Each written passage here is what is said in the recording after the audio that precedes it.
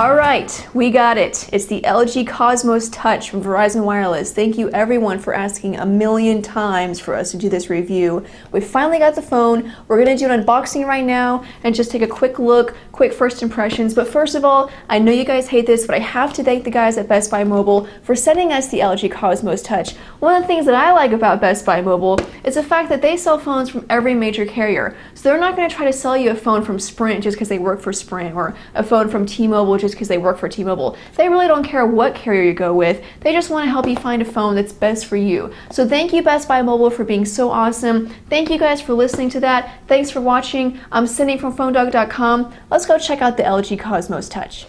So here it is, the LG Cosmos Touch, one of Verizon's new messaging phones, the follow-up to the original Cosmos, which did not have a touchscreen. So this one's kind of new, but it still has a physical keyboard. So we'll open it up, and here's the phone. You can see the screen there, and the keyboard slides out. Anyway, we'll get more to that later.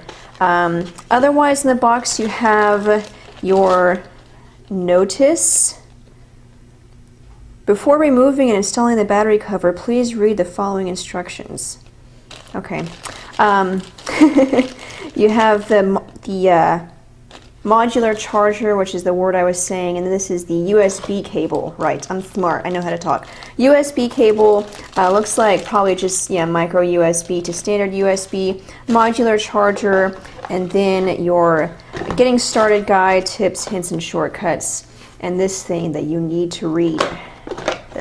I'm sure it's pretty simple, whatever it says. Okay, so we'll power it on. That's not the power button. Oh, that's the power button.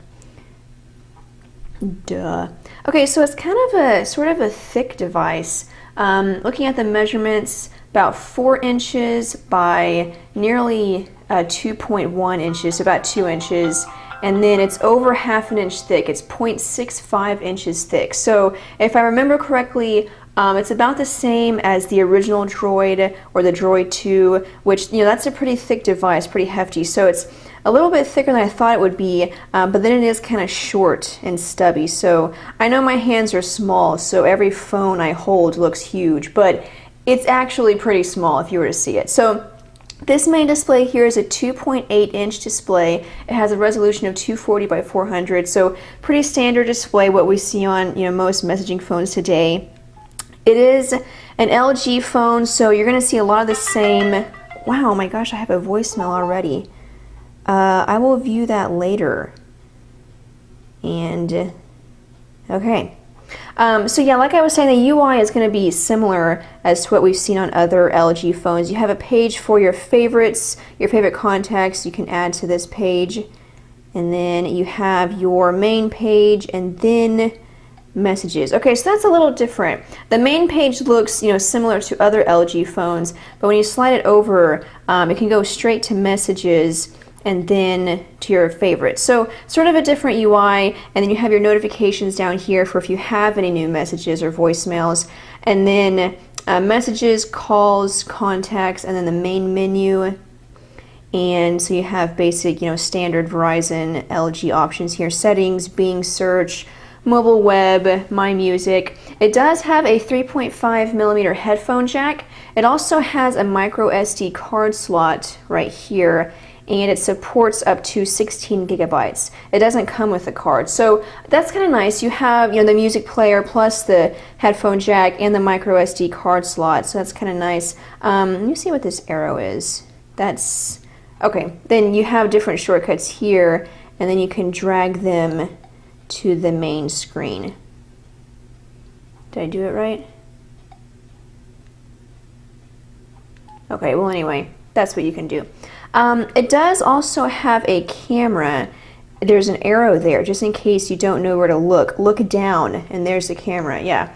It's a 1.3 megapixel camera with 2x digital zoom. It has all other features like night mode, white balance functions, brightness controls, but really nothing special. There's no flash, no focus. 1.3 megapixel is really nothing special, but you do have a camera and a dedicated camera button right there. That's the screen lock button. Let's take a, there's a micro USB charging port. Let's take a look at the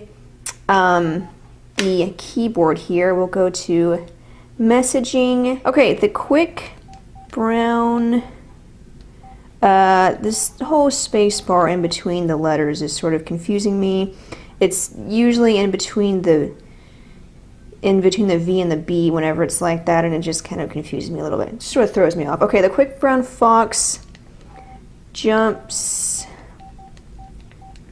over the lazy dog. Okay, so that wasn't perfect. I didn't have any mess ups, but it sort of just, it always throws me off whenever it's like that. It's not a big deal because you can easily get used to it. I mean, if this is your device and you're going to be texting on it, you know, every day, obviously you're going to get used to that. So that's not a big deal. So don't, you know, just because I was confused and typing slowly, that doesn't mean it's a bad keyboard. It's just going to take me a little while to get used to. The buttons are sort of raised, you can see. They're plasticky, they're not the rubbery, mushy type.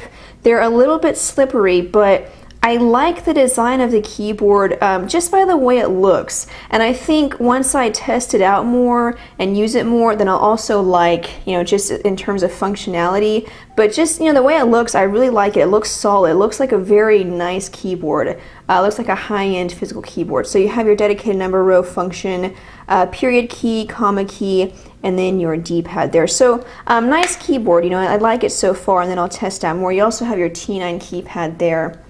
No, we will not save that to drafts. Let me see, the battery cover is right here, and underneath it you have your battery. That was an accident. Okay, let me lock the screen.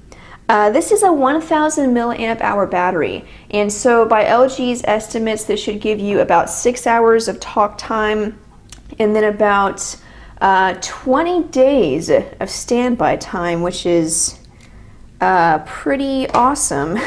I'm sure it will not last 20 days in real-time usage with, you know, everyday usage, but at least we're setting our standards high, and so I'll test it out and see, you know, generally how much standby time I'll get with just real usage and testing it out. So put that back on there, and okay, so there it is, the LG Cosmos Touch with a little slide to unlock thing. Very cool. Oh, and the wallpaper is animated too. The little tree thing goes up.